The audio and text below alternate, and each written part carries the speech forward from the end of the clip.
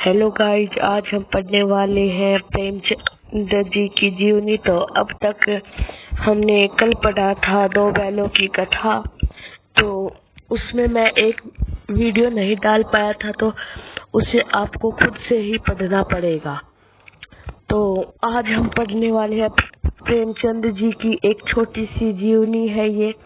तो हम इसे पढ़ना शुरू करते हैं। वैसे प्रेमचंद जी ने बहुत सारे उपन्यास लिखे हैं, तो चलिए इसे पढ़ना शुरू करते हैं। तो अब तक आपने स्टडी विद मी को लाइक, शेयर और सब्सक्राइब नहीं किया है तो जल्दी से जल्दी कर दीजिए, ताकि हमको भी आपकी इससे मोटिवेट मिलता रहे।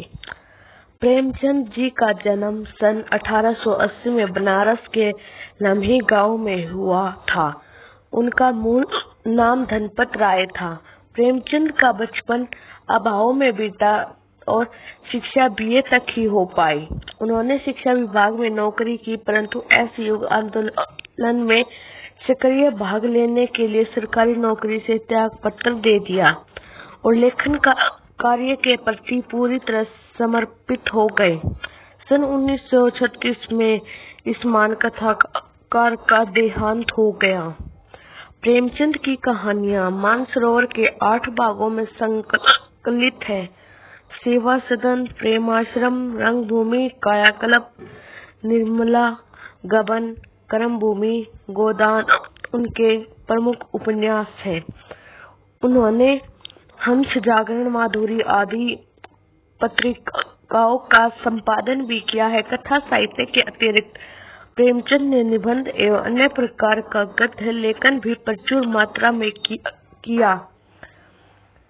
प्रेमचंद साहित्य को सामाजिक परिवर्तन का सशक्त माध्यम मानते थे।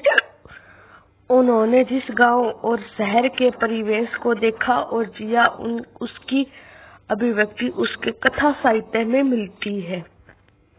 किसानों और मजदूरों की दयनीय स्थिति, दलितों का शोषण, समाज में स्त्री की दुर्दशा और स्वाधीनता आंदोलन आदि उनकी रचनाओं के मूल विषय हैं। प्रेमचंद के कथा साहित्य का संसार बहुत व्यापक है। उसमें मनुष्य की नहीं, पशु पक्षियों को भी अद्भुत आत्मीयता मिली है। बड़ी से बड़ी बात को सरल भाषा में सीधे और संक्षेप में कहना प्रेमचंद के लेखन की प्रमुख विशेषता है। उनकी भाषा सरल, सजीव एवं मुहावरेदार है तथा उन्होंने लोक प्रचलित शब्दों का प्रयोग कुशलता पूर्वक किया है। दो बैलों की कथा के माध्यम से प्रेमचंद ने कृषक समाज और पशु के भावात्मक संबंध का वर्णन किया है।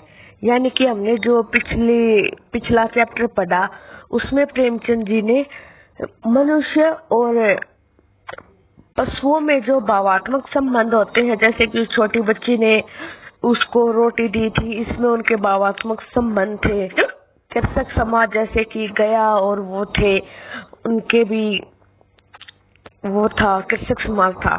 इस कहानी में उन्होंने यह भी बताया कि स्वतंत्रता सहज में नहीं मिलती, और उन्होंने कहा था कि हमारे जैसे कि महापुरुष थे, गांधी जी, जवाहरलाल नेहरू, भगत सिंह आदि बहुत सारे थे, तो उन्होंने बहुत ही संघर्ष किया था आजादी को पाने के लिए।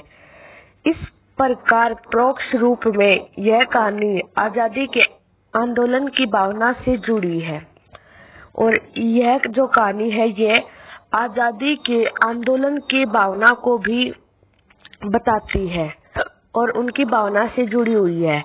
इसके साथ ही इस कहानी प्रेमचंद ने पंचतंत्र और हितोपदेश की कथा परंपरा का उपयोग और विकास किया है।